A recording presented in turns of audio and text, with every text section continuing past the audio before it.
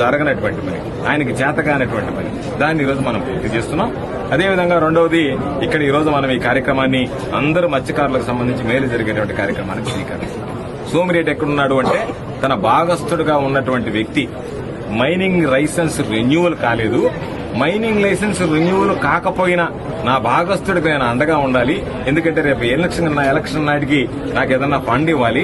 కాబట్టి నాకు ప్రజల అవసరంలే, ప్రజా సంక్షేమం అవసరంలే, నా భాగస్థుడు బాగుంటే మేలు అని చెప్పి ఒక ప్రైవేటు వ్యక్తికి సంబంధించినటువంటి నా భాగస్థుడు ఆయనకి ఏమన్నా ఉందా కాగితం అంటే లేదు. అదేమంటే కోర్టుకు వెళ్ళారు.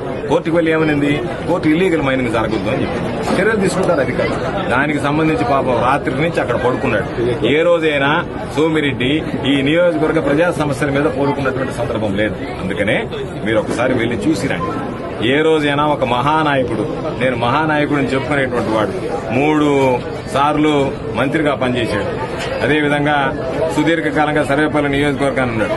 10 మంది గ్రామాల నుంచి వ్యక్తులు రాలేదంటేనే తెలుగుదేశం పార్టీ సర్వేపల్లి నియోజకవర్గంలో బలహీనపడింది. అందుకే పాపం పొదటి నుంచి జనసేన నాయకులు అందరికీ ఫోన్ చేసి మీరైనా నా ముఖానికి దయచేయండి, లేకపోతే నన్ను ఎత్తిపారేసినా దిప్పు లేదు, నన్ను పట్టించుకున్నటువంటి వాళ్ళు లేరు, వర్షం వచ్చి కొట్టకపోయినా పట్టించుకునేటువంటి వాళ్ళు లేదు, పట్టుకునేటువంటి లేదు అనేటువంటి దీనస్థితికి దిగజారిపోయి పాపం జనసేన నాయకులు మీరు రండి అనేటువంటి పరిస్థితికి దిగజారిపోతే అంటే నువ్వు చేసేటువంటి దానికి. మరిన్ని అప్డేట్స్ కోసం మా ఛానల్ ని సబ్స్క్రైబ్ చేయండి.